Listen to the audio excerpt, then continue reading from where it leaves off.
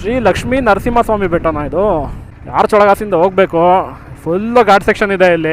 Hair pin ಬೆಂಡ್ಸು ಸಾಕತ್ತಾಗಿರುತ್ತೆ ಮಾತ್ರ. Full cement road ಮಾಡಿದ್ದಾರೆ. ಗಾಡಿ ದಡ ದಡ ದಡ ದಡ ದಡ ಅಂತದೆ.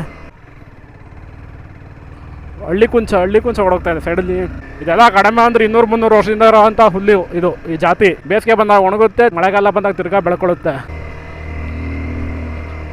ಅಬ್ಬಾ ಇಲ್ಲಿ ನೋಡ್ಕೊಂಡು ಇಲ್ಲಿ ವ್ಯೂ ಹೆಂಗೆ ಕಾಣುತ್ತೆ ಅಂತ. ಇಲ್ಲಿ ಹಂಗೆ ನೋಡ್ಕೊ. ಇಲ್ಲಿ ಸೀದಾ ಕೆಳಗೆ ಬಿಟ್ರೆ ಊಷ್ಟು. ಈ ಥರ ಒಂದು ಅಪ್ ಹಿಲ್ಲು ಎಲ್ಲೂ ಸಿಗಲ್ಲ ನೋಡಿ. ಇಲ್ಲೂ ಸಖತ್ತಾಗಿದೆ, ವ್ಯೂ ಚೆನ್ನಾಗಿದೆ ಇಲ್ಲಿಂದ ಒಂದು ರೇಂಜ್ಗೆ. So we are almost in the parking ಲಾಟಿಗೆ ಬಂದಿದ್ದೀವಿ. ಇಲ್ಲಿ ಗಾಡಿಗಳನ್ನ ಹಾಕೊಳ್ಳೋಣ. ದೇವಸ್ಥಾನ ಆ ಕಡೆ ಇದೆ. ಸೊ ನಾವೀಗ ಇಲ್ಲಿ ಶ್ರೀ ಲಕ್ಷ್ಮೀ ನರಸಿಂಹಸ್ವಾಮಿ ಬೆಟ್ಟ ಯಡಿಯೂರು ಹತ್ರ ಇರೋವಂಥದ್ದು ಇಲ್ಲಿ ಬಂದಿದ್ದೀವಿ. ಒಳ್ಳೆ ವ್ಯೂ ಕಾಣಿಸ್ತಾ ಇದೆ ಬ್ಯಾಕ್ಗ್ರೌಂಡಲ್ಲಿ. ಹೊಸದಾಗಿ ಕಲ್ಲಲ್ಲಿ ಕಟ್ಟಿರೋಂಥ ದೇವಸ್ಥಾನ ಫುಲ್ ರೆನೋವೇಟ್ ಮಾಡಿದ್ದಾರೆ. ಸುಂದರ ಶ್ರೀ ಲಕ್ಷ್ಮೀ ನರಸಿಂಹಸ್ವಾಮಿ ದೇವಸ್ಥಾನ.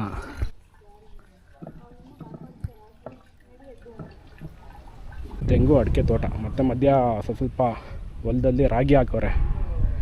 ಇಲ್ಲೊಂದು ಕೆರೆ ಇದೆ, ಪೂರ್ತಿ ಉಳು ತುಂಬ್ಕೊಂಡೈತೆ ಕೆರೆ, ನೀರೇ ಇಲ್ಲ ಅದ್ರಾಗೆ.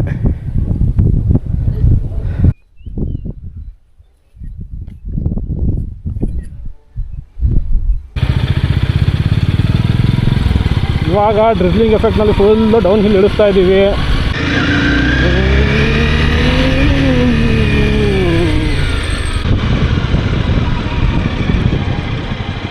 ಏನು ವ್ಯೂ ಆಯ್ತು ಇದು, ಸಕಲಾದ ವ್ಯೂ ಮಾತ್ರ. ಇಲ್ಲೇ ಡ್ರಿಸೆಲ್ಲ ಆಗಿದ್ದಕ್ಕೂ ಅದಕ್ಕೂ ಮಜಾ, ಮಸ್ತ್ ಮಜಾ ನೋಡಿ. ಎದುರುಗಡೆ ಒಂದು ಗುಡ್ಡ ಕಾಣಿಸ್ತಾ ಇದೆ. ಒಂದ್ಸಲ ಗುಡ್ಡ ಟ್ರೆಕ್ ಮಾಡಿಬಿಟ್ಟು ಒಂದು ಕ್ಯಾಂಪಿಂಗ್ ಮಾಡಬೇಕು. ಸಾಕಾಗಿರುತ್ತೆ ಮಾತ್ರ.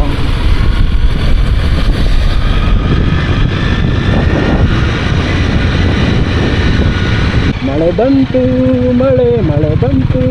ಮಳೆ ಹನಿ ಹನಿಯಾಗಿ ಬಂದಿತು. ಕಾಯುವ ಕೆರೆ ತುಂಬಿತು ಆನಂದ.